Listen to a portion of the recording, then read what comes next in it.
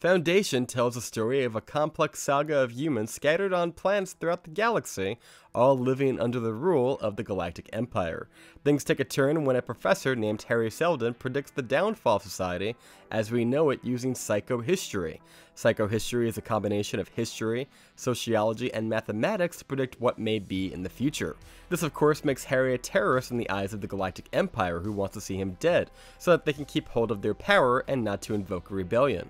We also meet Gaal Dornick, a mathematician who wins a contest and is sent to help Harry as he tries to desperately prevent, or at least buffer, the inevitable fall. Hey everybody, welcome back to another episode of Burns Reviews, and today I'm very excited to talk to you about a new show that I think might be the next Game of Thrones if it's done right. I'm only going to be doing the pilot episode called The Emperor's Peace, but yeah, let's get straight into it. Let's talk about it. Let's talk about the story right now, but before, if you like videos just like these, and if you want to follow me on this journey, I'm going to be covering every single episode of Foundation as it unfolds over the course of the next 10 episodes. Be sure to ring that bell, subscribe, give it a like, you know the deal.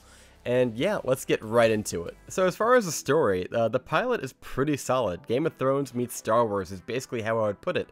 It deals with the politics of how they're going to deal with these different situations. We see different classes and we see politics working at play and how they interact. And I love watching different factions of people who are at odds with one another, and some of them are evil, some of them are good, and obviously there's always going to be that overlap where good guys and bad guys are really not what you'd think. Much like the Lannisters in Game of Thrones, they're not all bad, and I love that dichotomy that you don't always see in TV today. I think there's a giant void that Game of Thrones left. I think Game of Thrones really messed up in its final season, and this will definitely be something that people will gravitate to if you were a fan of that show. Not to mention, it's absolutely beautiful to look at. With a budget of $50 million across 10 episodes, every shot looks like a high-end iMac wallpaper. It just looks absolutely stunning. The cast is led by Jared Harris as Harry Seldon, who was in Chernobyl, The Crown, and Mad Men.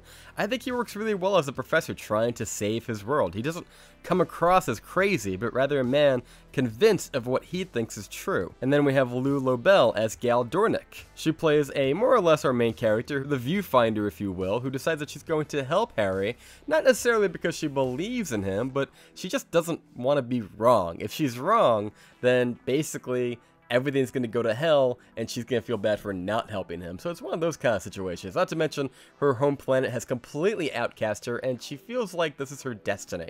Like she never belonged there, and she's like the Luke Skywalker, if you will. She asks all those questions that us, the audience, are going, wait, can you explain that? Because I didn't read all these long, thick books from like the 50s. Can you explain that a little bit? Can you ask that question? She gets us there. And then we have Lee Pace, the leader of the Empire. He plays Brother Day, who is actually one of 3 characters in the Empire. You have Brother Day, Brother Dawn, Brother Dusk, and they're all clones of the same man at different ages, and together they rule the Empire, which is a very odd thing to see. And you see like the grandfather, if you will, Father Dusk, Brother Dusk, teaching Brother Dawn, and like, so it's very interesting. It's kind of like the snake that eats its own tail.